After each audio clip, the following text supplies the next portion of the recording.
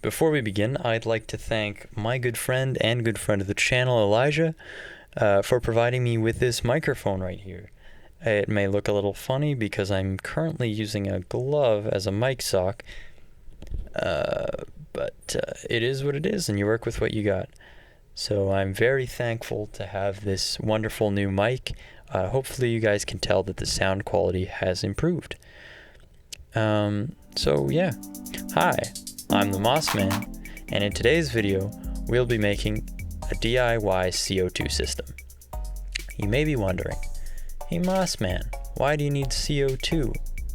Well, I'll tell you, it's for this right here, these aquatic plants in this tank.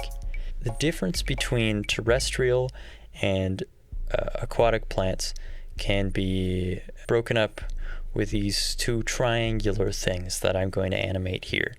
So we all know that plants sort of breathe CO2, if you want to say it that way. And the needs of a terrestrial plant and an aquatic plant are essentially the same. They both need light, they both need water, they both need some sort of nutrients, and they both need to do a gas exchange with CO2. So with your terrestrial plants, you get light from the sun or some artificial source, you get nutrients from the soil or from a fertilizer, you receive CO2 from the air that's constantly moving around. And then you would either need to water it or it would receive water from rainwater. With an aquatic plant, however, the plant receives light from either the sun or an artificial source. If it's a fish tank, it's almost definitely an artificial source. Fertilizer, or it absorbs some sort of excess nutrients in the tank. It has water all around it, and then there's that CO2.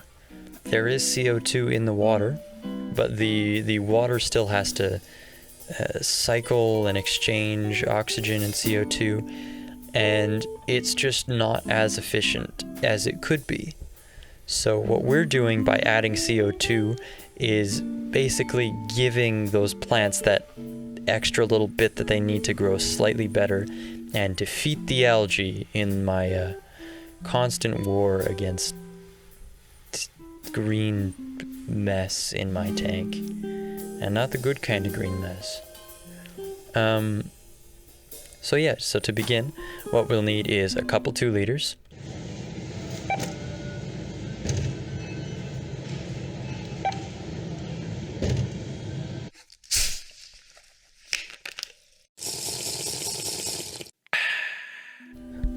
right here. I have them in 2 different colors, so it's easier to distinguish which is which chemical or solution. I have some baking soda, and it's not going to be a baking soda and vinegar system, although I'm pretty sure that produces CO2 as well. It's going to be baking soda and citric acid. However, I don't have the citric acid with me, but it's somewhere around. I have the metal thing, which is basically a tube that goes from one bottle to another bottle and allows the solutions to mix and create CO2. There's also like a pressure gauge and an outlet and whatever else. You can find systems like this on Amazon for pretty cheap, cheaper than a full-on, like CO2 tank and whatever system. Then there's some airline tubing, which hopefully should be enough to do everything we need to do.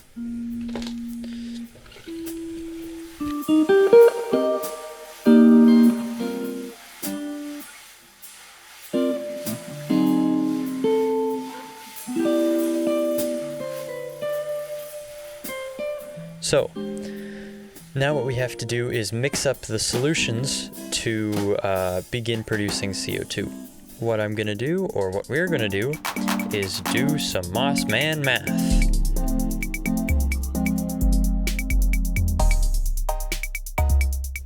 Alright, so we have our 200 grams of baking soda, and we're going to take this 200 grams and we need to convert it to some sort of volume.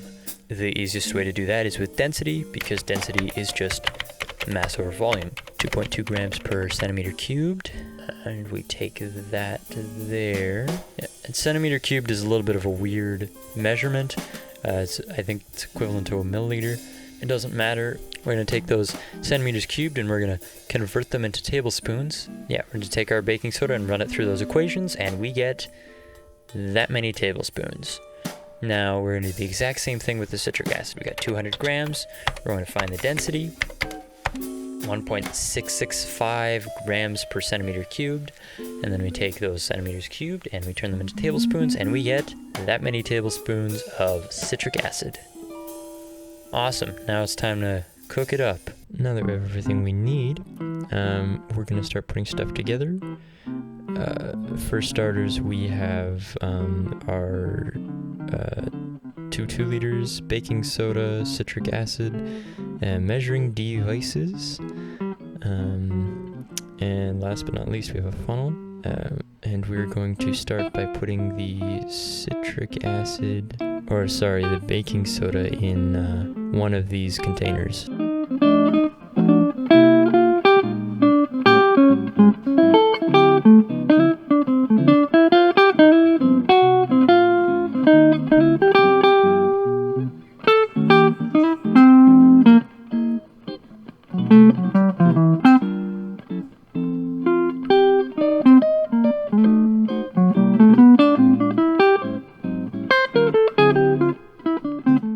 Now that we have all the baking soda, now I have to add 200 milliliters of water, and when I pour it in, I'm going to use it to wash out all the baking soda that's on the inside of the funnel.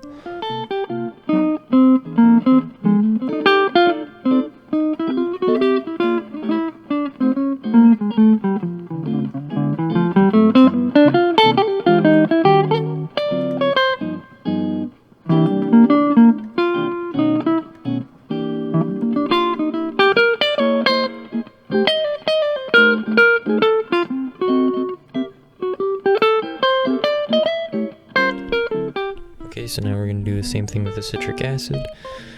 We need to put in our 8 tablespoons, and after we put in our 8 tablespoons, we will need to add 600 milliliters of water.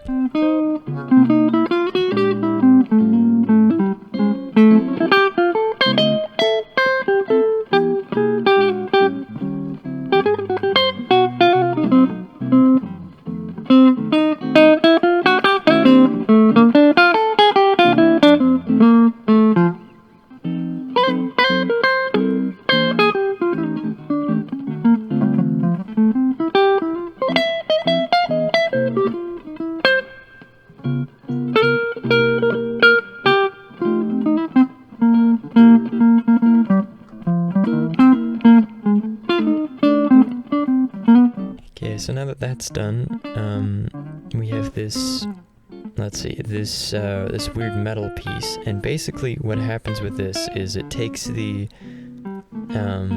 citric acid up this one side, up through the center tube and over into the baking soda, and then it builds up CO2 and reacts, and the pressure builds up and puts it back into that first container, which pushes more citric acid into the second container. So I've done the liberty of putting some of the tubes together already, because it was annoying to do, and it would have been worse on camera. Yeah, so I just have to screw these 2 containers on.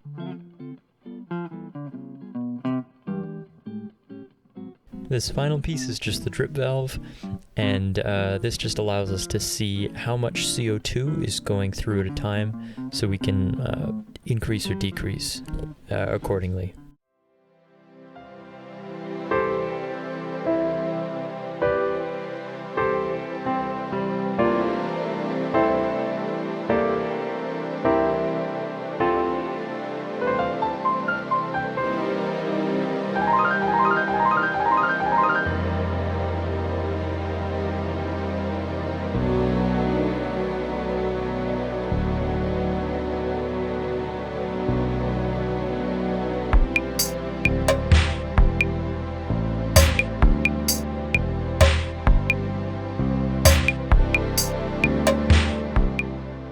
final thing before I end this video is I'd like to thank Elijah and Dylan for providing the music. And yes, that is the same Elijah who provided the microphone.